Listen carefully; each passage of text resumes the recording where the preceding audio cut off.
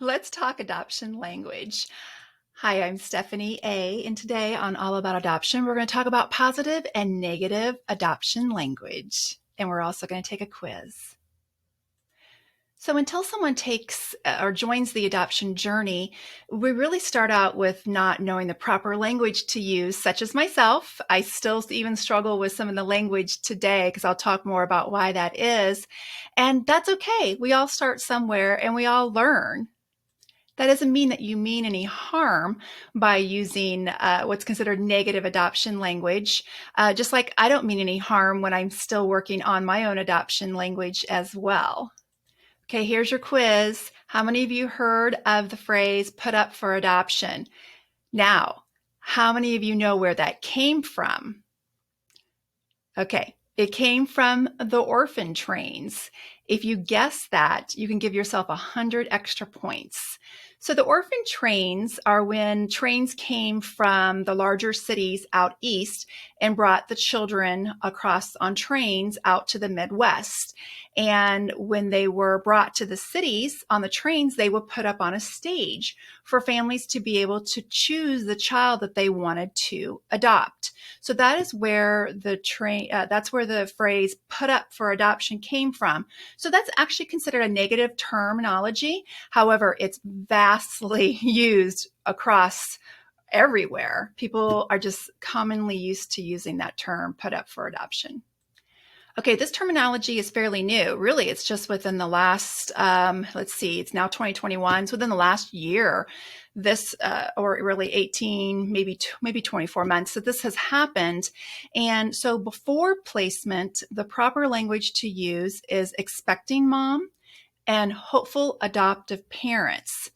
A lot of times people will use expectant moms, and that's not the correct terminology to use because expectant means happy and joyful. And I can tell you a lot of my mamas are not happy that they're experiencing an unplanned pregnancy. So expecting mom is the more appropriate term to use beforehand. The negative terminology to go with this is calling them birth parents and adoptive parents. That is before birth and before the child has been placed for adoption.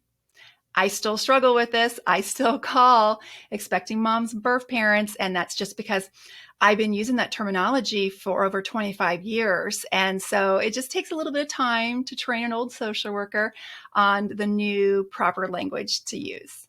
So some proper language to use is birth parent, first parent, biological parent, versus real and natural. When you use the terminology real and natural, you're making the assumption that the child is unnatural because they were placed, or the mom is unnatural because she placed the child for adoption.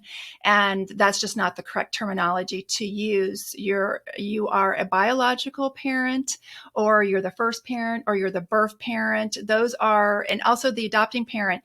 When the child is placed for adoption, the terminology is not, when you use real and natural, it assumes that the adopted child is unnatural, and that's just not true. Place the child or make an adoption plan is a much more appropriate language to use than giving away the baby or putting the baby up for adoption. Decided to parent versus keeping the baby.